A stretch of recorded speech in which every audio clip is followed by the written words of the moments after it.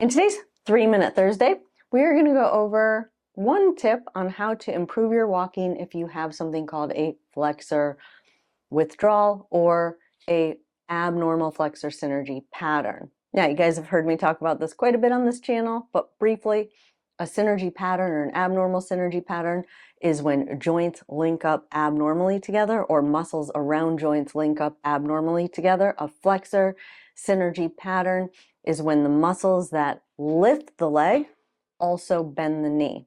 Those two groups link up together, so that means when you go to lift your leg, your knee is going to want to bend at the same time. Now, a close cousin to this movement problem is what we call a flexor withdrawal. If you've ever touched the bottom of a baby's foot and their leg pulls up, we call that a flexor withdrawal. That can sometimes reemerge after a neurologic injury. So you will see kind of the same thing, only the trigger will be slightly different.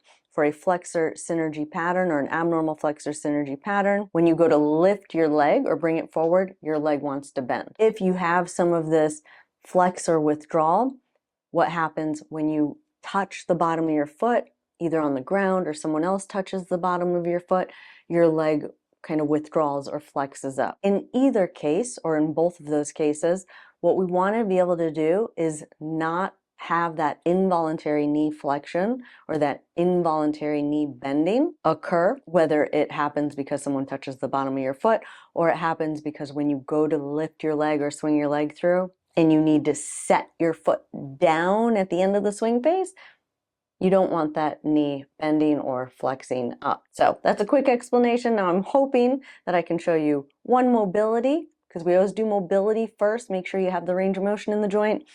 One activation activity and one functional activity. So for this one, the mobility activity is going to be a hamstring stretch. Some people, their leg knee bends just because they have a lot of tightness in their hamstring, and their hamstring gets angry when you go to extend your knee or straighten your leg out when you bring your hip forward, because it puts a lot of stretch on that hamstring. So first and foremost and most important is just the easiest thing. Make sure your hamstring is stretched out. So if you are someone who has difficulty straightening your leg out, I like to use a knee immobilizer. You can buy these on Amazon. I'll put a link for one in the description below. You want the longest one possible. So if you're really tall, make sure you find a brand that either has a 16-inch or a 20-inch, or if you can find one that's 24 inches, even better.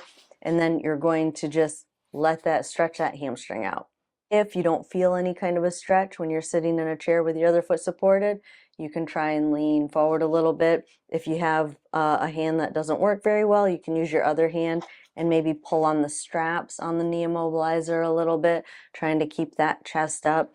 You want to feel a good stretch on the back of those hamstrings before we jump into the activation exercise. All right, so now we're going into kind of the activation component. Remember I said this is when the hip and the knee work together or link up abnormally. So if your knee is flexing up when you're swinging your leg forward, that means that your hip flexors have linked up with your knee flexors. So what we're trying to do is work on flexing that hip or bringing that leg forward without that knee locking out. That's why we keep that knee immobilizer on, and that is the activation component of this exercise.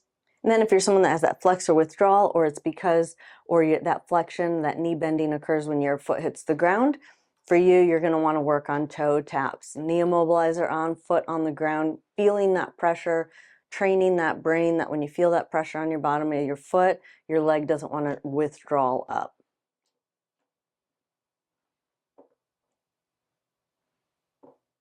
And then I always like to finish a session when we're working on a specific movement with something functional, or actually putting that new movement that we've just learned into practice. And for this one, you're going to bring that leg forward and try and extend it to the floor. Step it back, bring it forward, and try and extend it to the floor. Back, forward, try and extend it to the floor. And then that is it. Hopefully I got this in 3 minutes. I don't really set a timer, but this is, again, trying to give you one tip, one exercise, or one grouping of exercises to work on one specific movement. I hope I accomplished that today. If you like this kind of video and you want to see more videos like this, go ahead and hit that subscribe button and turn on that notification bell so that you'll get notified every time I upload new videos. I enjoyed spending time with y'all today, and I'll see you in the next video. Have a good day.